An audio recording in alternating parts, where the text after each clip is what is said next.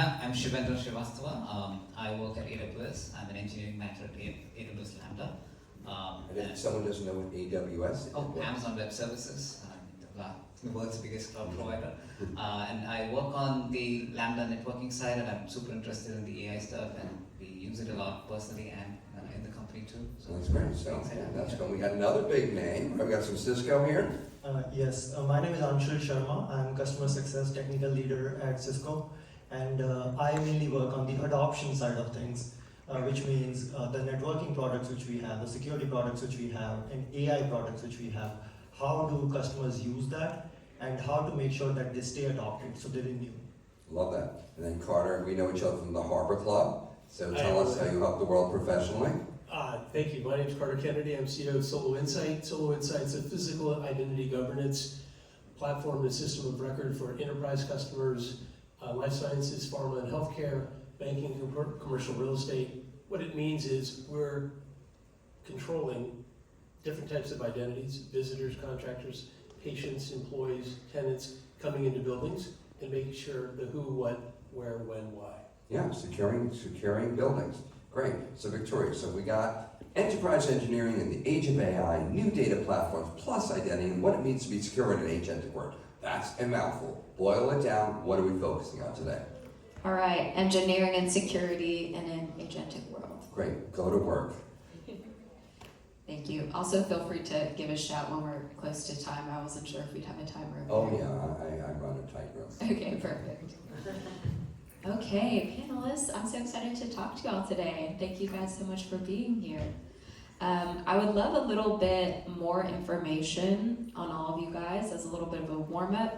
Let me know in about 30 seconds the moment you knew that tech would be your life. I think I would say when my dad bought the first computer for us back when I was in like 6th standard. And me and my brother spent the rest of the day exploring it. It was like a 20 GB Intel Pentium 1 or something like that. So I knew that I'm gonna love working on computers, and ever since then, that's what I've been doing. Yeah, so that's something about me. I really started in tech as a hobby. 2.5 years into my career, I got my first laptop. Before that, I used to go to office and work on a desktop. And the reason I was given a laptop because I was on call. The very first day I got a call at 3 a.m. and then I ended up troubleshooting it for 4 hours, but I didn't realize I couldn't fall back asleep after that, and it was an issue in some other country and 100 users were impacted. I love the power of being able to solve complex problems, and that's my drive, and that's probably the moment when I realized I want to work in tech. So my background is a little bit different than everyone else's here. I mean, I started off in the trading business to work for Kidder Peabody and then build options models with the help of a Pakistani PhD from the University of Chicago. Traded the Board of Trade in the Merck, different commodities, built an options model and trading model for Goldman, managed money, and then moved into a space where I built a compliance platform for the needs of RIAs and hedge funds. Met my business partner, who's after his 39th international award, he was on his way to Chicago, on his way to Boston, and got waylaid in Chicago, and the rest is history. So we built this. We're right now going to be a 13-year overnight success. Thank you guys so much. Personally, for me, my background was in visual art and psychology, and I took the first job I could get after college in New York City, working for an events company, sending cold emails pretty much all day, every day. But one day they needed someone to sketch a logo for one of the events, and I was like, ooh, I can draw. So I got to spend the whole day making art, and that's how I got into graphic design, and then applying the scientific perspective as more UX design. And of course, now the agentic workflow has been something I've been leaning into. Okay, I have some fun questions for you all as well. If there's one thing that this audience, a lot of engineers and leaders alike, get wrong about AI agents, what do you think it is? I can take that. So one thing which I think everyone does is anytime a new model comes up, they try and change their entire workflow, and then they try to use the new model. But if you have read the news, you might have seen most of the companies are just burning the budgets of AI, Uber being one of the examples, and many other companies as well. Especially even in Cisco, we are burning the budget really, really fast. And when I talk to some of my colleagues, what I've seen is they just start talking about the last model as it is something ancient history. But it's not the model itself which is going to give you what you really need. For our enterprise workflows, what you need to do is make sure even if it's the older model like Sonnet, you can still work on it, and as long as you teach it. Think of AI agent as like a college grad. Maybe the newer one is somebody who's from Princeton, but the older one might be a college community grad. But if you put your skills, you need to exactly train it, saying that these are the 1 to 10 steps. And if you can take that, then even an older model would give you the same sort of results. So don't run to the latest model like Fable, which just launched a couple of days ago, because it is just going to burn through the AI budget which you have for your company. I think I have another way of looking at it is security first. So one of the key things that we do, and even if you're doing your personal development with agents and stuff, is what access and what authority you've given to the agent to work. I think that is one of the key things that people miss out when trying to work with agents, because they're fully autonomous. You give them a task and then you just keep hitting allow, right? I think this security comes first in mind. Like, what data does the agent have access to? Where is it pulling all the data from? Is it doing the compute on cloud's layer? Is that something that your company is allowed to do? What data compliance measures have you taken to make sure the agent is secure enough to work on the data? So I think that is the first thing to think of before we even start building agents to do all these autonomous works. That's something I'd also mind first. Yeah, I think of agents as a force multiplier. We have 44 different engineers in Pakistan right now working for our enterprise company. And we see this as a massive enabler from a speed perspective. We're using vibe coding, which we just developed a product that would have taken us 3 months with 6 people, in 6 days with 1 person, so more than 100 times faster. As I add agents to all my extremely talented engineers, we'll give them 3 to 6 bots that work 24 hours a day, that don't have 6 days. I think token cost is going to get smashed like a commodity. Personally, it's an opinion, but it's going to mean that my 40 engineers are going to act like 240 engineers, which gives me a massive ability to go to market a lot more rapidly. So we're really excited about vibe coding as well as AI agents. Speaking of agents, for you, Carter, I know your company serves some of the biggest brands in the world. You have Home Depot, you have Coca-Cola, Morgan Stanley. How do you think about AI agents when it comes to security and identity management, when it's no longer people? Yeah, so this is interesting. I'm going to take a slightly different angle here, because what I wanted to do is share with you what the typical experience looks like in a commercial real estate Class A multi-tenant building, and then what the onboarding process looks like at a hospital. So go to a Class A multi-tenant building like Willis Tower. There's guards, there's admins, they work behind a desk, and right now they help process visitors coming in. We've already created an avatar that can sit on a television that has access to the full database that we have in the background. We also are working on a robotic solution, so we can have a robot work at a front desk. Again, there's cost savings, there's efficiencies. If you think about hiring an admin or a physical guard, there's recruiting costs, there's training costs, there's needed knowledge lost when people leave. There's a level of consistency, because when you don't need to train that avatar, they already have information that's been accumulated and enhanced over the course of time. So that's the first thing. The second piece is for healthcare. If you go to a large hospital network in New York as an example, there'll be 10 different translators: Urdu, Persian, Arabic, Uzbekistani, Cantonese. We have the ability with our avatar to speak 120 languages. So that's going to augment that translator need. And the other piece is we've actually processed 4,000 different types of identities. Driver's licenses, national security cards, passports. So we believe we can really add a lot of value and benefit, reducing friction, enhancing experience, and providing additional security for both commercial real estate, front desks in general, and for the hospital solution set. Do you have any additional thoughts on why security in a hospital is so critical? I do. And so this leads into kind of an interesting story about COVID. So when COVID hit, a company that actually processes people going into buildings, that company gets smashed. That was us. We didn't get anybody who could answer a phone for 6 months. We had no way of making money and we were screwed. Fortunately, what we had built in our options model was multiple modules. So temporary access for visitors, contractors, vendors, mobile credentials, PIM, but we had a variety of different verticals. And we looked around and said, well, no one's going back into commercial real estate. They're trying to actually get rid of their properties. No one's going back to the office. Where are all the people going? Healthcare. So we went into healthcare, which had been an open architecture, an open ecosystem, where you would go to a retiree who would say your mom's on the 6th floor, take the middle elevator.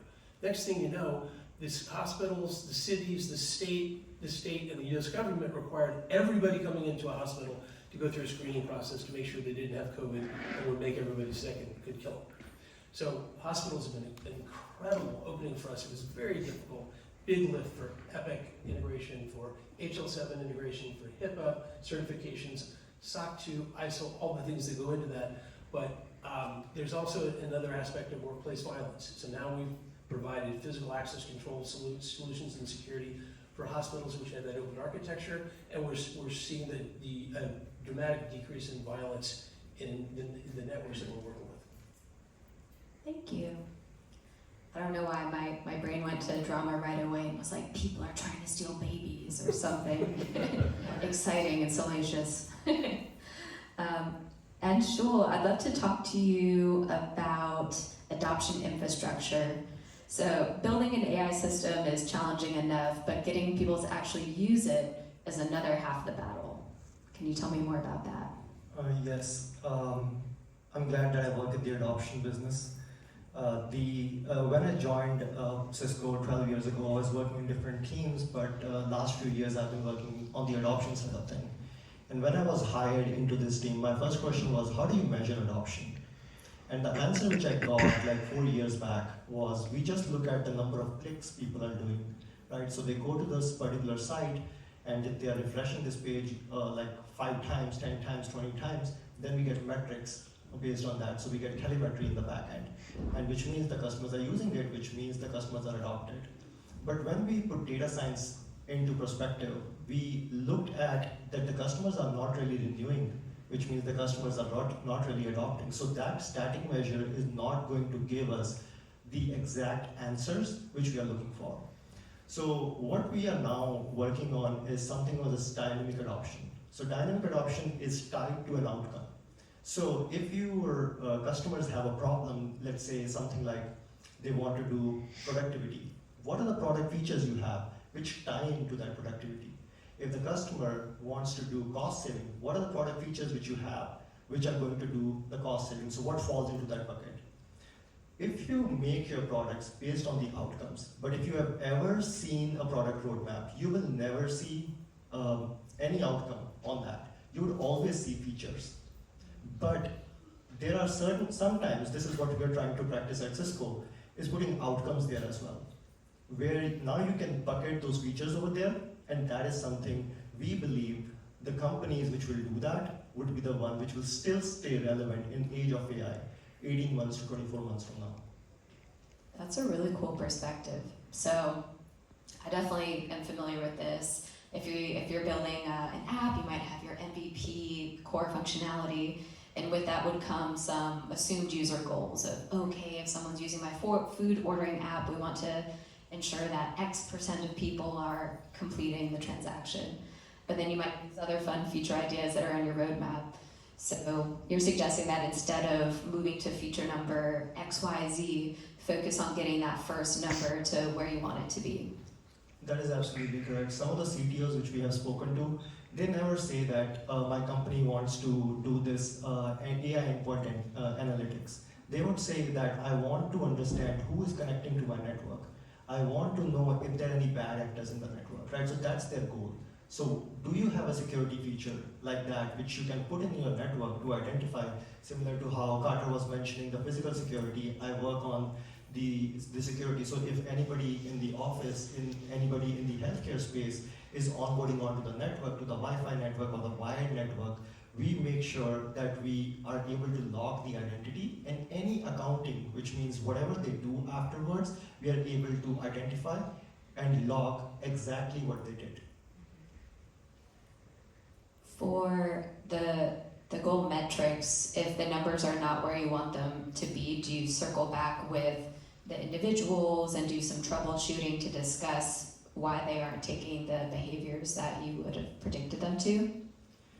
Yes, so that's actually a great question, because what we do is we identify the metrics, and then we have put data science behind it. So we do not have one customer, we have like 63,000 customers where we are playing with that data. We are trying to see if a customer had defined a certain goal and we had that particular feature, how many of them are actually coming back.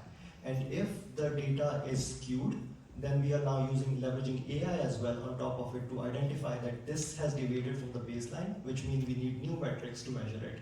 And then whatever features we have on the roadmap, we identify the customers who will do the early field trials for them, and then we ask them, does it align to the goals which you have identified for your organization? And if they say so, then we just identify and put them in the roadmap faster than the other features. Okay, cool. So it sounds like you might test new features with a select group of customers. Yes, so we have programs called EFT, Early Field Trials. We also have FCS, which we do just after doing the selected few. And the way it works is, you mentioned you work on the UX side of things before as well. So we work with the customers. We will identify few customers, like the bigger customer or the smaller customer, the niche, for which that product feature might be very relevant, very important. We work with them, and then we ask them, after using it for a month, what are the improvements you want in this? So we can make it part of the FCS, and then we roll it back to them, but to other customers as well. And then we can get a wider feedback. I love that. Yeah, your customers or your users, if you talk to a UX person, we'll say users, are your friends, and so you should be talking to them as often as you possibly can. And that's a great perspective to be leveraging data to figure out, okay, who do we want to talk to for this particular goal, or users are running into this particular error. It might be good to lean into them and figure out what's going on. Okay, Shivendra, let's hop on over to you. I saw online that you spent your childhood summers at the Lego store. Can you tell me a little bit more about that and how you feel like play comes into your work, or the building blocks of Legos applies to what you do now, or if it does not at all? Yeah, it does. I think I still play with Lego, by the way. So I have one of the latest sets that they've sold. But I think what connects what I do versus with Lego is the fact that you're still building lots of software here that many people are using. So I think that connects very well, and especially in the agentic world, when I'm trying to build an agentic workflow or trying to just leverage models, it's all about what data goes in and what data comes out of it, right? And so what I try to do is synonymous to how you build a Lego set is you have to have a plan of what the outcome is, as Anshul was talking about it, right? The outcome defines what your agentic workflow looks like, what your AI tools are you using, right? What level of model are you using? Is it specific enough? Do you need to add context to it? So that's one of the things that I'm also personally working on, is like trying to understand what context engineering is. It's the new wave of prompt engineering after prompt engineering. And just recently I gave a talk on that, which kind of helps people understand like what does your data pipeline look like for the model, right? Because models are trained on all of everything. So if you're going to ask a model that is trained on all of everything, your specific question about your company or your wiki, it's probably not going to give you the right answer. So how do you build those small blocks of information that can be fed into the model along with the context that then generates or helps you generate the information that you need, right? So that's one of the things that I feel like still plays a big role in today's software, even with agentic and AI in the workplace. Yeah. Tell me a little bit more about context engineering. Do you have any tips for a layman trying to utilize these AI tools? Yeah, I think the easiest way to think about this is, if you're using, let's say you're using Claude, right? And if you're going to wire Claude into your internal company's wiki documents, does it have enough context along with what Claude already knows from the external, like what it is exposed to? Does it help you answer the questions, right? So in terms of that, I worked on a very small project which we're taking a lot of these wiki documents that teams create and then use that as the context for the model, because then that drives your decisions. So for example, let's say you have a software that's been running for about 10, 15 years. It has a code base. It's evolved over this period, and now you want to make a design change, right? One way would be you go through the code base, you work with engineers, look through the design, you look through the code and figure out if this is the right choice, is it going to break something? Or the other way is you can leverage an AI model to kind of go through the code space and figure out what was done in the past. It can create like a full history of what was done, and then assess your design against that, right? So that's you providing context to your design that's happening. So instead of you getting feedback down the line, you're now getting feedback while you're designing, if your design is correct, or if the outcome that you're driving or working towards is going to it's going to happen from the design that you're building, right? So I think that's a key part is, the question that everybody needs to ask is, does your model or does your workflow have enough context to solve the problem that you're looking at, right? Okay, so let me see if I understood that correctly. So we've got legacy software. The buttons are blue, but we want them to be green. Instead of trying to jump in and make them green, I should first assess what was done previously, how it was built, and if that would fit into our legacy software. Yeah, so I think a button is a very simplistic example, but I can take a little bit more complex example. Let's say you have a lot of trading data, or let's say data about customers, right? And you have analytics that run on it, and now you're making a change to how the analytics are going to run. So there are a couple of things that matter there. One, what's the outcome that you're driving? Second is that the changes that were made earlier, why was it made? Teams change, people move on. You have design documents that are not really updated, and that's one of the key struggles that every company runs into, or every team, is that your documents are not updated. So how do you get to a place where you understand that the change that you're doing now is going to not cause a problem, for customers who are already on using that legacy piece of code? So it would be easier for the model to kind of go through it and then give you options of, if you are changing, let's take the example of a button, how does that matter? Does it make accessibility difficult for people? Is it just a change and that should be fine, right? So those kind of questions are easier done when you're looking at an overhaul of the system, right? Minor changes can obviously be done, but for an overhaul, you probably want that context to be driven to the model. Awesome. So Victoria, we're going to do one question more up here, and then we're going to open up to the audience. Okay, quick mini question before our final question. What's the coolest thing you've built with Legos? Oh, I have the Lamborghini. That's something my wife gifted me. So it's a Lamborghini set that I have. But me and my daughter, and we explored and we built a castle out of it. So that's the coolest thing, I think. Not the Lamborghini. That's so sweet. Okay, everyone. Do you each have a hot take that you hold that you think that the other people on this panel or the audience might push back on? Because Carter said that the token are going to get cheaper, I believe the inverse is true. And I think I will probably get a lot of pushback on that. And the reason for that, although the latest news as of today, because Claude is doing so well and OpenAI wants to stay relevant, they did make their models a little bit cheaper. But because of the compute which we are burning through in the backend, and the data centers are not being built at the same speed, I know that personally, because to build data center you need a lot of Cisco devices, right? And we are shipping a lot of those, but there is still so much demand. There is so much silicon which is required to build those GPUs, which is not available right now because of geopolitics and the other reasons which are there.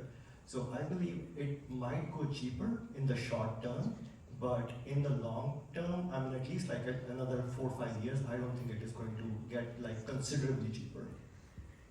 Yeah, I think I second that, but I think I'll add one more, vector to that.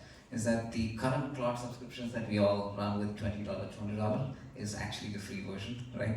So as soon as they go IPO, they're going to have a lot of pressure to be profitable, and that's when we'll see the real cost of what it actually takes for them to give us a $20 subscription that we all can use every day, right? So I think we're all waiting for that to happen, not necessarily in a good way, but it is going to happen, right? So I think one of the key things that I've been doing on my end is to try and use open source models and see if you can get your majority of your work done, because the token limit and the CPU crunch that we have is not going to end.